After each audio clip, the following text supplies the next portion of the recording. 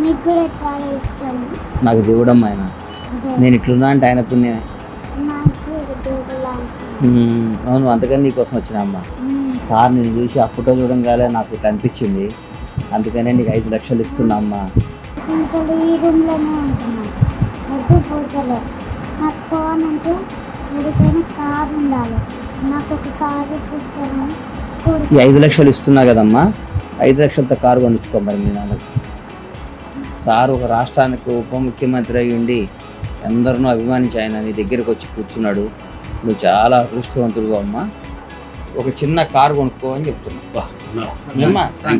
చిన్న కారు కొనుక్కో, మళ్ళీ డిపాజిట్ అయ్యింది, మరి కారు కొనుక్కో. నీ కోరిక అది, నువ్వు తిరగాలంటున్నావు. ఏమా పోయి రావాలన్నా పోయి వస్తా. నీకోసం వచ్చిన భద్రం. God bless. నువ్వు ఆయన అంత అభిమానిస్తున్నావు కాబట్టి, నీలాగా నేను కూడా అభిమాని కాబట్టి పరిగెత్తుకుంటూ వచ్చానమ్మా. God bless.